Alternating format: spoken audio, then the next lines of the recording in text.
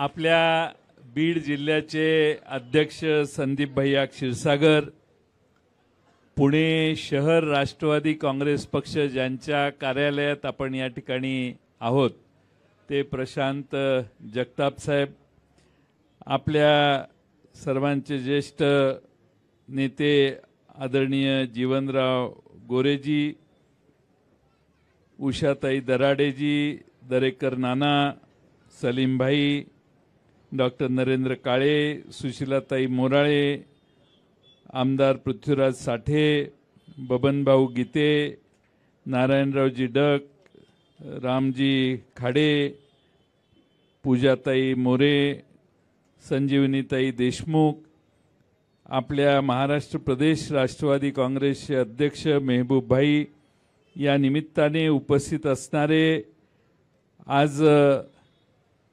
बजरंग बाप्पांच्या प्रवेशाच्या सोहळ्याला उपस्थित असणारे बीड जिल्ह्यातून आलेले हजारो कार्यकर्ते, पदाधिकारी आणि ज्यांच्या साक्षीनं हा प्रवेश होतोय त्या आदरणीय पवार साहेबांच्या हस्ते सुरुवातीलाच मी बजरंग बाप्पांच्या हातात तुतारी हे चिन्ह पवार साहेबांनी द्यावं अशी विनंती करतो आणि माझ्या भाषणाला मी सुरुवात करतो.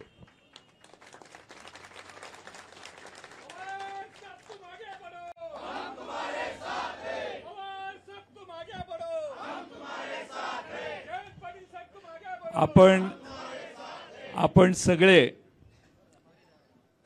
गेले काही दिवस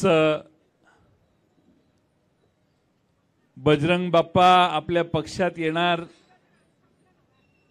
असं ऐकत होतो.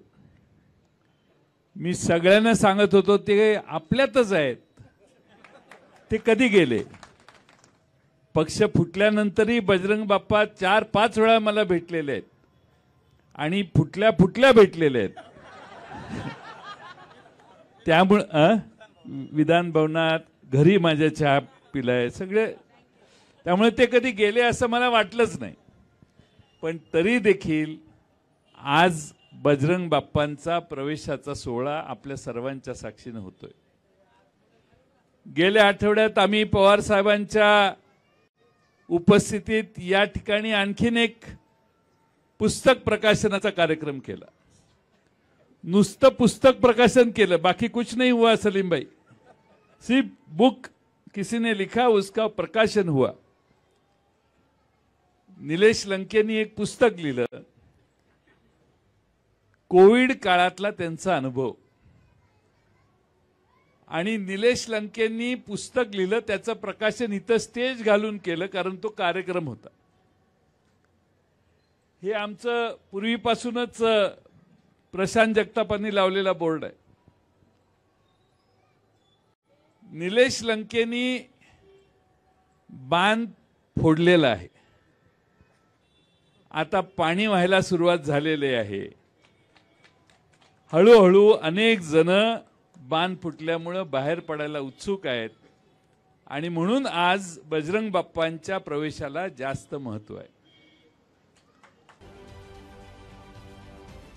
राजकारणातील प्रत्येक अचूक बातमीचे सर्वात आधी अपडेट्स मिळवण्यासाठी सरकारनामाच्या सर्व सोशल मीडिया प्लॅटफॉर्मला लाईक, फॉलो आणि सबस्क्राइब करा.